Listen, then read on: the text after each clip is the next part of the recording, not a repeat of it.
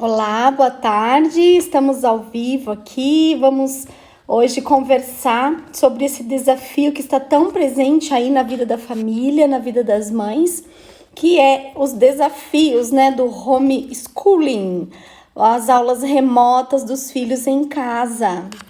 Então, eu tô recebendo muitas mensagens, tô vendo muitos comentários das mães, da angústia realmente das famílias, sobre as notícias aí das aulas com as crianças, com os filhos em casa. Então, hoje eu queria conversar aqui com vocês. Foi uma semana que eu compartilhei bastante conteúdo aqui na página sobre esse assunto, dando até mesmo dicas aí para as mães, para os pais aí, apoiar os filhos aí nessa fase, em casa, de toda esse isolamento social que já se prolonga aí há muito tempo, e meio que as crianças, elas estão... Eu faço até uma comparação com o luto, por conta de algumas perdas que as crianças tiveram. A perda da convivência com a professora, com os amigos, com os colegas de classe, com as brincadeiras da escola. Então, as nossas crianças, elas estão passando por um processo de perda.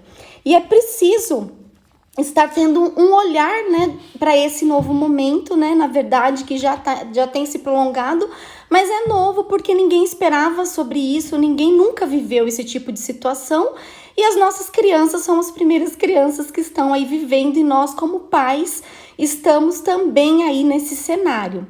Então, eu queria pedir para você que está aqui comigo, compartilha aí o aviãozinho, manda essa live aí para alguma mãe, algum pai que você gostaria de compartilhar esse conteúdo. Então, é como vencer os desafios aí das aulas remotas com as crianças, tá bom? Então, eu queria falar para vocês que eu identifiquei 4 motivos que eu percebi, e através de pesquisas também, pesquisando, muitos de nós, coaches parentais, temos feito realmente um estudo muito aprofundado sobre esse novo cenário, sobre as novas relações que vem trazendo toda essa questão da pandemia dentro da família, as pressões sociais que acabam causando aí no emocional das famílias, Então, o divórcio é algo que ficou bem presente, bem evidente nesse momento. Então, e realmente, se a gente for olhar para isso, não quer dizer que a pandemia causou os divórcios, não é isso, mas é uma série de situações que foram ali acumulando e que não foram sendo trabalhadas, não foram sendo resolvidas dentro aí desse ambiente familiar, e que num momento assim, a gente fala de mexer com as estruturas, realmente acaba-se tendo uma ruptura, se não tem antes isso muito bem trabalhado, uma sustentação muito forte desse vínculo familiar. Então, 4 motivos que a gente, como profissional, estudando, eu percebo que a primeira vez que os pais se deparam realmente com a educação dos filhos em casa, de realmente estar ali no processo, acompanhando. Quando estava assim na rotina normal, a escola dá muito esse apoio e os pais em casa mais acompanham uma lição de casa, mas não realmente ali o aprendizado, do acompanhamento, de ensinar a fazer. E muitas queixas dos pais é que as crianças não aceitam o método deles de ensino, a maneira que eles estão ensinando. Eles reclamam, eles falam que os pais estão ensinando errado, que não é isso que a professora faz, que não é assim que a professora ensina. Então, querendo ou não, há um comparativo dos filhos com a metodologia, e nós, como pais, não temos essa formação, esse conhecimento técnico. Então, veio esse cenário rápido, de imediato, sem uma preparação, e aí os pais se sentem incapazes de conseguir dar condução desse ensinamento em casa. Outra situação também é toda a pressão social dessa readequação desse momento. Então, muitos pais continuaram trabalhando, não tinha com quem deixar as crianças. Muitos filhos ficaram com parentes, com avós, com tios, com vizinhos. Então, não tinha como se dar esse acompanhamento realmente em tempo real, no horário de aula. Muitas crianças ficaram sem as atividades, depende de como a realidade da vida escolar de cada criança. Então, você como pai, como mãe, você precisa olhar primeiramente para dentro da sua realidade. Como está a sua realidade? Qual é o apoio que a escola, que a instituição que o seu filho é matriculado dá apoio? Qual é a forma? É a forma remota, online, é pelo celular, é pelo WhatsApp, é por vídeo? Então, várias instituições, elas adotaram uma maneira. Então, cada família precisa olhar para essa metodologia, para esse processo e realmente ver a escola como um parceiro neste momento. Não é o momento dos pais, por um motivo mesmo de desespero, porque bate realmente o desespero, culpar alguém. Nós, como pessoas, nós temos um movimento reativo de achar culpados para aliviar a nossa carga. E eu quero falar para você que não é esse o caminho. Se a gente procura os culpados, a gente só está passando o problema para frente, a gente não está resolvendo o problema. E os nossos filhos precisam de nós como pais, como apoiadores para ajudá-los neste momento, nessa fase que eles estão, que vai passar. É outra coisa que a gente tem que ter em mente na nossa visão, na nossa mentalidade, que isso vai passar. Então, nós temos que aproveitar o máximo desse momento, de quais habilidades nós estamos desenvolvendo com eles neste momento. É a nossa paciência, é a paciência dos nossos filhos, é a adaptação, é o vínculo realmente, é a valorização da escola, porque o que eu percebi muito foi essa discrepância, sabe, por um lado o reconhecimento dos professores e da escola, de dar um jeito de se reinventar para não deixar as crianças sem a vida escolar, e por um outro lado esse sentimento de fracasso e de incapacidade realmente das famílias, de estar conseguindo encarar esse momento como um desafio a ser superado, a um aprendizado a ser vivenciado e ser contado no futuro, sabe? Então nós vamos ter histórias para contar, mas justamente por conta desse motivo, do medo, da insegurança, do novo. Então, a forma de como nós encaramos isso não pode ser de uma forma negativa, não pode trazer um peso, porque isso sim vai causar um trauma na vida familiar, vai causar discussões ali no ambiente familiar. E também tem a questão da expectativa dos pais. Nós, como pais, nós temos uma expectativa muito elevada e uma autocobrança muito elevada de nós mesmos, querendo ser pais perfeitos, mães perfeitas, filhos perfeitos, e essa perfeição, ela não existe. Cada família tem a sua singularidade, tem a sua maneira de ser, tem a sua maneira de viver realmente a realidade e a vida que tem. Então nós temos que olhar para o recurso. Qual o recurso que você tem aí na sua casa? Qual a rede de apoio que você tem aí na sua casa? Você tem um vizinho que pode te apoiar, uma vizinha, uma adolescente aí da família que pode estar apoiando você neste momento? Com certeza essa rede de apoio, você pode estar contando com ela. Você não precisa carregar essa responsabilidade e essa autocobrança sozinha. A família não precisa carregar isso sozinha. Pode perceber que se você olhar para uma rede de apoios, quem você pode e que você tem perto de você que pode te apoiar, até mesmo remotamente. E o porquê não a escola? O porquê não? Então, neste momento, nós também não precisamos decidir pelo ano escolar.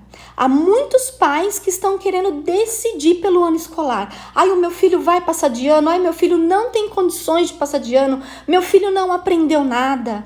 Essa decisão não cabe a nós, pais. Essa decisão, ela é técnica, ela é para quem tem o conhecimento e a técnica, né, dessa aprovação, que são os pedagogos, que são os professores, que são a escola, as instituições de ensino. Não precisamos carregar mais essa responsabilidade. Nós, como pais, nosso papel é estar apoiando os nossos filhos emocionalmente, para que eles tenham condições em casa de receber ali a aula, de fazer a tarefa com os recursos que ele tem, com aquilo que ele tem a possibilidade deste momento.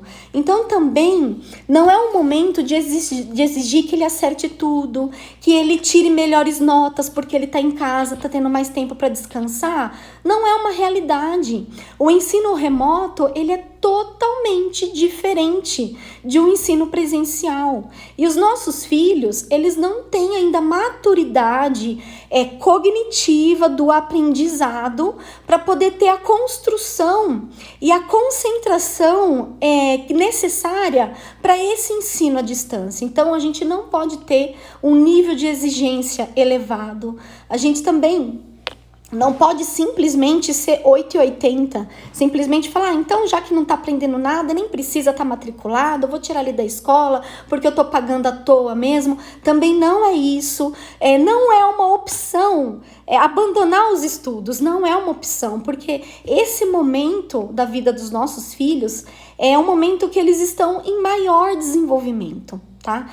Então eu quero pedir para você que está aflito, para você mãe, pai que está aflito neste momento, achando também que o seu filho está preguiçoso, que o seu filho não quer estudar, que o seu filho está desinteressado, está te respondendo mal, está apresentando agressividade em casa, mau comportamento, fica te interrompendo toda hora. Às vezes você está trabalhando aí home office, fica te interrompendo, isso te causa, né, uma pressão, uma irritação. Então eu quero dizer para você, calma, respira, né? Compartilha o aviãozinho aí para quem você conhece que também está nessa situação que eu estou falando para você, porque eu gostaria muito de contribuir realmente com você, com a sua vida, com a sua família, para que esse momento seja leve, né? Está tendo muitas discussões, eu tive aula, a reunião na escola a semana passada, e a professora veio com esse questionamento: Miriam, se fosse para retornar às aulas em setembro, qual seria a sua decisão? E não é uma decisão fácil de se tomar, e não é uma decisão que tem que se tomar pensando emocionalmente, tá? Porque senão a gente não tem condições de tomar uma decisão. E é nossa responsabilidade como pais tomar essa decisão, mas em família, seguindo seus princípios e valores daquilo que você acredita, juntamente com o seu parceiro, com o seu companheiro. Não é ir na onda do que está falando na televisão, do que está falando na mídia, do que está falando no grupo do WhatsApp de mães. Não é isso. Por quê? Porque cada um tem uma realidade, cada um tem uma maneira de ser, cada um tem uma maneira de lidar com as situações. Então não é a pressão externa que você tem que tomar essa decisão, e sim realmente sentar juntamente com o seu filho, com a sua família, com o seu marido, e conversar em família qual seria a melhor decisão, qual a opinião de cada um, como cada um se sente em relação a isso, porque nós temos princípios a serem preservados como seres humanos primeiramente, que é a nossa segurança. Se nós não nos sentimos seguros, nada mais anda bem. Nós andaremos em ansiedade, pressionados, e aí isso vai desencadear toda uma pressão emocional. E que é exatamente isso que os nossos filhos estão passando neste momento, tá? Quando nós passamos por circunstâncias, né, de alto impacto no seio familiar, há consequências disso, tá? Então, o que seriam essas circunstâncias de alto impacto na estrutura da família? Seria o divórcio, um luto, uma doença, as dificuldades de longo prazo, de questão de saúde, questão de educação, de aprendizado, preocupações, insegurança econômica, o trabalho em si, passar muita dificuldade financeira, viver inseguro de não saber se está com o trabalho seguro, se está empregado, se amanhã vai ser mandado embora. Então, todas essas circunstâncias, elas trazem um impacto. E os nossos filhos sentem isso no ambiente da família, no ambiente do lar. Eles sentem a tensão que isso traz para o nosso emocional. E aí isso vai exercer uma série de reações emocionais nos nossos filhos, e nós também, que muitas vezes nós, como adultos, nós temos dificuldades de lidar com toda essa pressão emocional, e às vezes nós acabamos perdendo a cabeça. cabeça. Nós falamos coisas que não deveríamos, que depois nos arrependemos, que ofendemos o outro, até mesmo alteramos o tom de voz, discutimos, e às vezes a situação em si não tem nada a ver com aquilo que nós estamos sentindo. Por quê? Porque nós não fomos educados emocionalmente para gerir as nossas emoções e conseguir se expressar. A nossa educação é uma tradição, é uma educação tradicional e que simplesmente você tinha que engolir o seu choro. Você tem que engolir o seu choro e pronto, você tem que fazer isso e pronto. Em nenhum momento foi nos ensinado ao que você está sentindo, qual é o nome disso. Olha, eu estou percebendo que você está muito agressivo. Você está sentindo o quê? É raiva? É raiva que você está sentindo? O que aconteceu? Em que momento você começou a sentir isso? E é esse o nosso papel como pais. Apoiar os nossos filhos e educá-los emocionalmente, para que eles aprendam a nomear as emoções, para que eles entendam, então quer dizer que esse calor que eu estou sentindo dentro do meu peito e essa dor de cabeça é raiva, porque eles não sabem. Eles nascem com esse sistema límbico das emoções pronto, mas eles não sabem o que é o sentir e trazer isso realmente para o corpo físico. Então, os nossos filhos, neste momento, de a cada seis meses de um isolamento social, eles estão sofrendo toda essa pressão emocional que está agravando, né? Acabou se agravando por esse longo do tempo. Eu vejo mães reclamando, né, do mau comportamento, que os filhos estão rebeldes, que estão respondendo mal. Só que isso não é um ataque contra você, não é um ataque.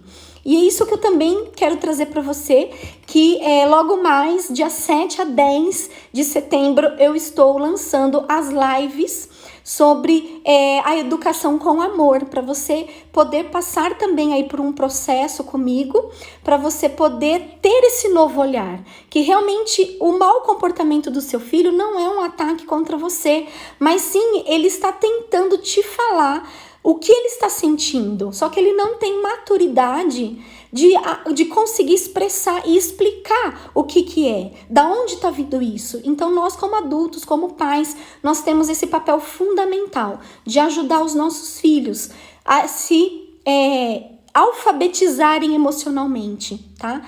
Então, os nossos filhos, eles tinham um mundo na escola, eles tinham toda uma rotina, o vínculo com os amigos, e a partir aí de março, foi totalmente cortado isso.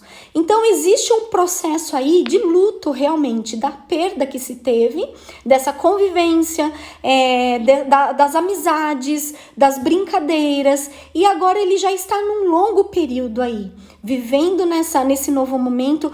Para as crianças é também muito difícil eles entrarem repentinamente num novo método de ensino, porque como nós sabemos que é difícil você fazer algo que é novo. Quando você vai para a escola, para a autoescola e começa a dirigir, você não fica com medo de dirigir no trânsito? É a mesma coisa com os nossos filhos. Tudo que é novo para eles não têm um chão ali de referência para pisar. Então, eles estão num mix de sentimento realmente, de tristeza, de saudade, de frustração, de raiva. Então, eles precisam realmente de você como pai e mãe, não sendo um professor ali querendo ensinar, querendo alfabetizar, querendo corrigir as contas, querendo que ele tenha um desempenho. Nesse momento, não dá para ele ter um desempenho. Não dá para você exigir uma perfeição além do que aquilo que ele tem de recurso para te entregar agora e para realmente conseguir aprender. Então, não pense que o ano está perdido, que ele perdeu o ano, não. Ele está aprendendo dentro de uma realidade que ele está hoje, que ele está tendo contato agora. Então, eu quero te conscientizar e te ajudar a você ter esse momento de leveza, de realmente você não carregar esse peso sozinha, de você buscar realmente ajuda. Se tá pesado em casa, peça um apoio por uma rede de apoios, um adolescente que seja parte da família ou até mesmo da comunidade mesmo.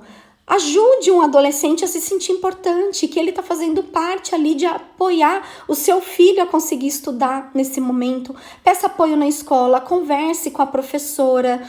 Quando ele não souber de algo e você também não conseguir ajudá-lo, não tem problema, tá tudo bem. Somente use os recursos que você tem, que é da escola. Ah, mas meu filho não aceita, ele fala que eu tô errada, que não é assim que a professora ensina.